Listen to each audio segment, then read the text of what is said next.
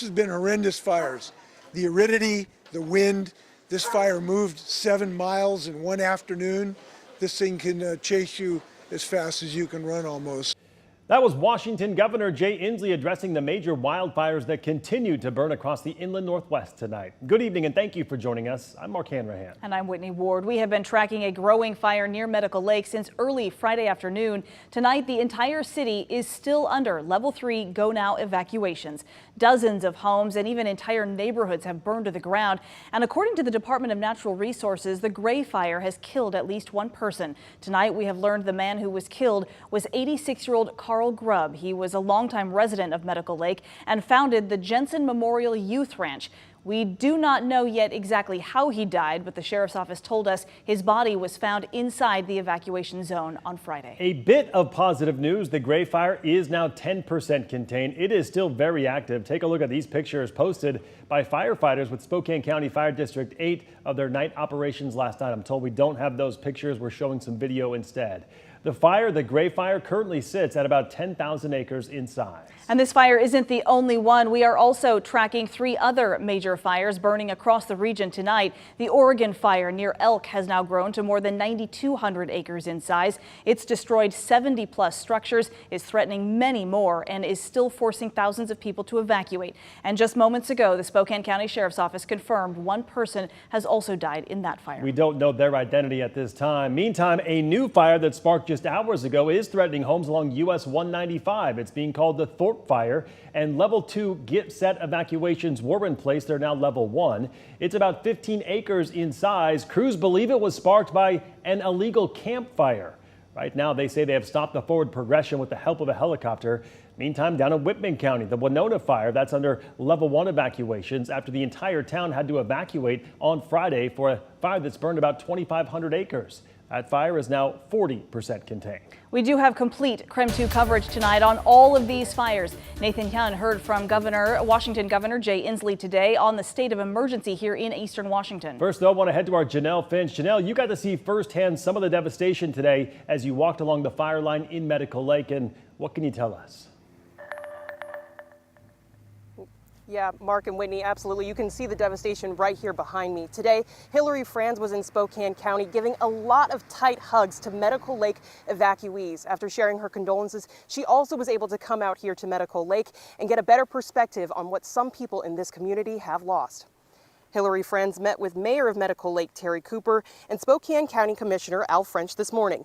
Together, they toured the Red Cross evacuation shelter at Spokane Falls Community College.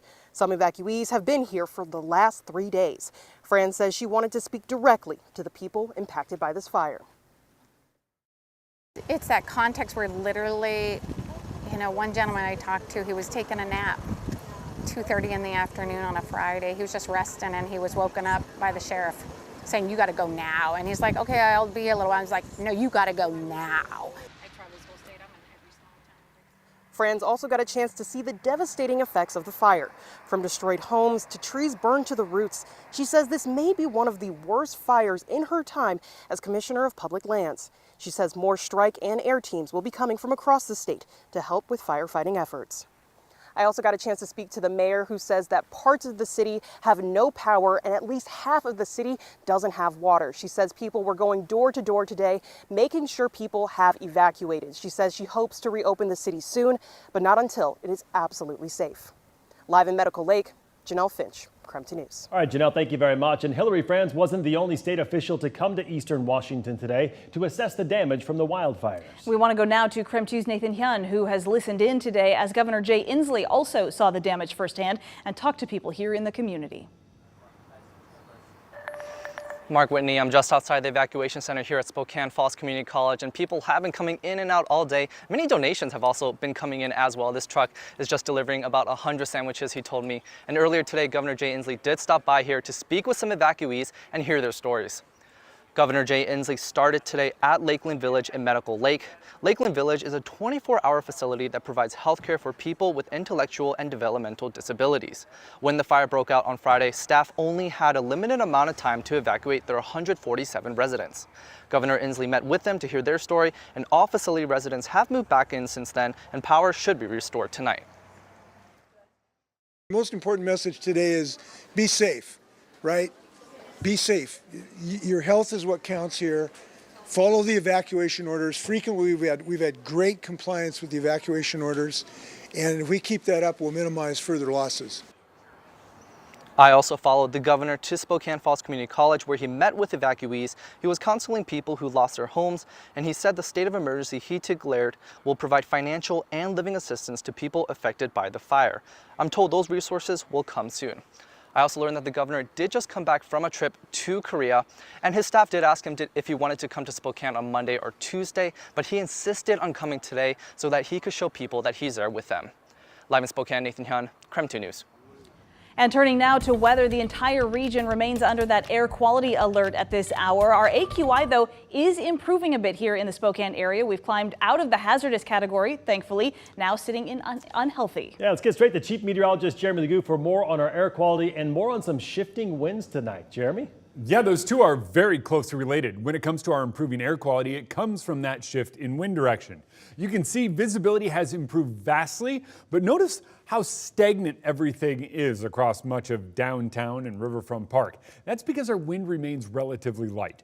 5 to 10 miles per hour, but that shift in wind direction is playing a big role in air quality, and that will also likely affect some of those wildfires as we move through the remainder of the evening. Right now, AQI, as Mark and Whitney mentioned, sits at a 189 or unhealthy.